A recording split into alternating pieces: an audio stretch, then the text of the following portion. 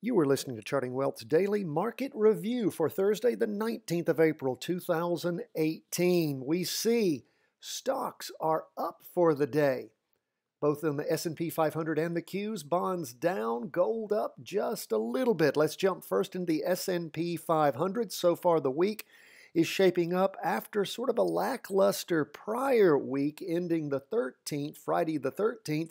We had a green doji, which means lots of indecision tending up. Well, that tending up showed itself so far this week. We have a big green up candle, the biggest candle we have seen going all the way back really to the big green up candle for the week on the 26th of January.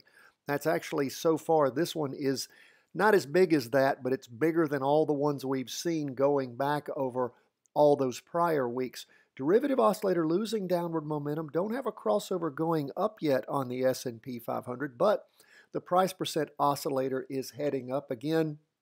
We don't have a completed candle yet. That doesn't happen until the close of the market on Friday. But so far, the week is looking good. We look at the two-day chart. The latest two-day candle just finished drawing. Now, it is pushing up on the 50-period moving average line on the two-day chart, which means 100 days. And what do we have going on there? Well, we shall see. It's pushing up on it. Will it push through it? Will that 50-period moving average line offer resistance? We shall see. We see that we do have a confirmed crossover now on the two-day chart since the latest candle has been drawn. So on the S&P 500, we of course see that the candles are moving up. We have 1, 2, 3, 4, 5 up candles, green open box candles. And of course, the last 3 so far have no bottom wicks on them. They're open candles. So again, showing strong up movement. The crossover we had on the two-day chart, the derivative oscillator crossed over, of course, at the same time. So that was for the candle on ending the 16th of April. So again, we continue to see strong up movement. We'll see if that 50-period moving average line offers any resistance. We can see that the 200-period moving average line on the 4-hour candle has not offered much resistance, just blew right through it in the morning and on into the afternoon on Wednesday. So we'll continue to keep an eye on things. Derivative oscillator gaining energy, price percent oscillator heading up, not at quite the same angle as it had been. So we'll see.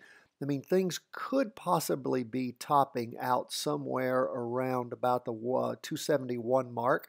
So keep your eye on things, but the derivative oscillator is continuing to move up, price percent oscillator continuing to move up. So we'll see just if the market is topping off there and letting off some steam. We don't know. We'll continue to monitor things, and maybe by the end of the week, we'll see the S&P 500. Well, it's going to be hard for it to do it in just the next 2 days. But again, if they're big days, you could see things pop up and roll over going up on the S&P 500. Haven't seen it yet. Don't expect it to happen this week, but we'll see. And again, 0.07 is what it was up. Not a lot for the day, but again, just with the prior up movement, we continue to see that occurring.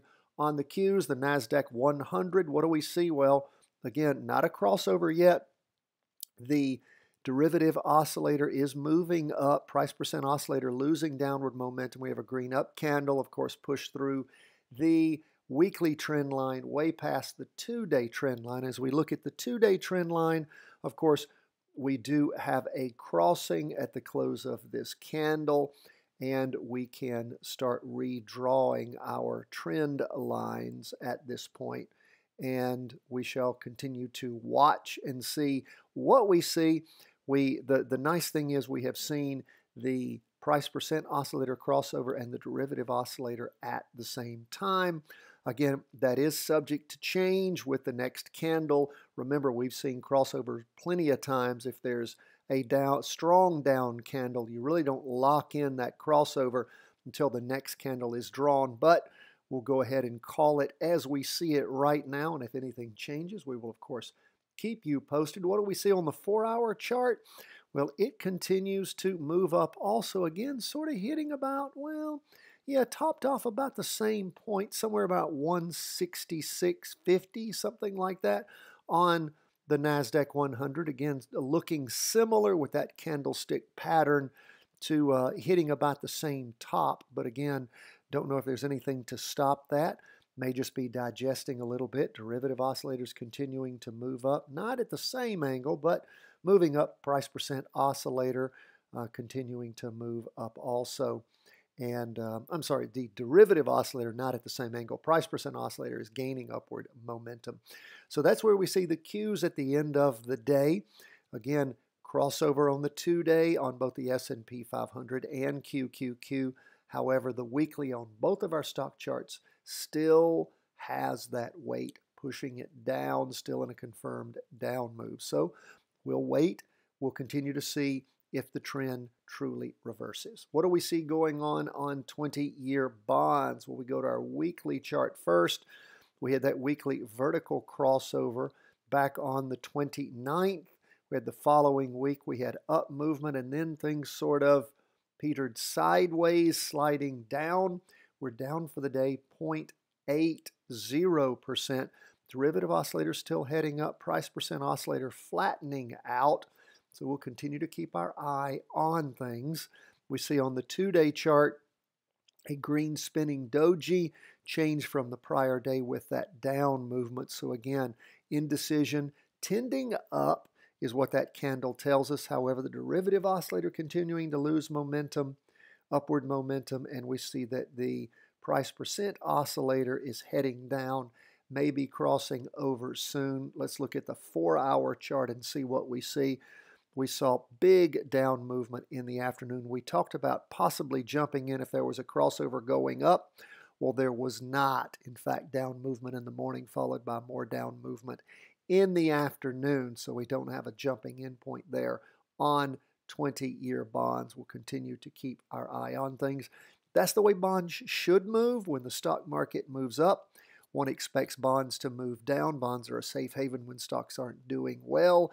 And when stocks are doing well, people tend to want their money in the market. So we'll continue to keep our eye on the prize. Now, last, to gold on the weekly chart. Gold looks like it will probably, we've thought this for the last several weeks.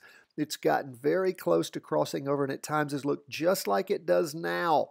Crossing over only to have the week end with down movement and gold pull back over. Derivative oscillators losing downward momentum. Price percent oscillator is crossing over. We don't call that candle until it happens.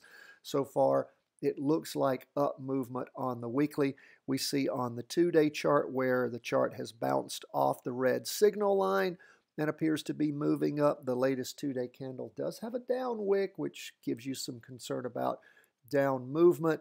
But again, it's a green open box candle, not super strong, but again, moving up. And as we look at the 4-hour chart, gold was up just barely for the day, 0.08%. We saw that up movement in the morning, bit of retracement in the afternoon. The price percent oscillator is actually heading down a little bit, although the derivative oscillator is actually up some, up in the morning and the afternoon. So we'll continue to keep our eyes on gold, see if we have that weekly vertical crossover at the end of the week. So we'll continue to monitor these charts, see how stocks continue to do. If we have weekly vertical crossovers, we'll see if we get any position to be able to jump into 20-year bonds on our weekly vertical crossover. And of course, we'll continue to watch gold and see if indeed we have a crossover going up on gold by the end of the week. We'll keep you posted on all that stuff. Hey, our book is ready for pre-ordering.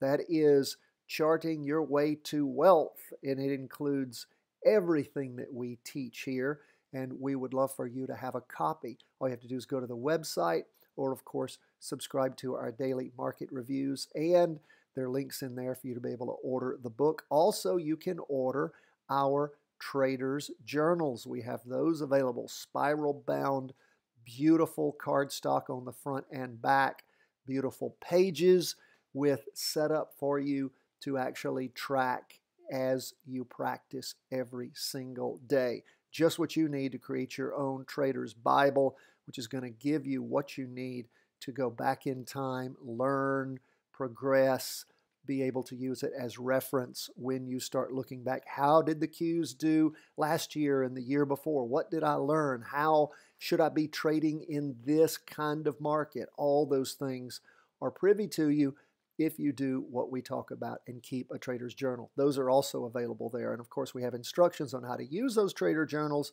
at our website, chartingwealth.com, and of course, our YouTube channel. Folks, we appreciate you. Hope you appreciate us. If you do, please support us.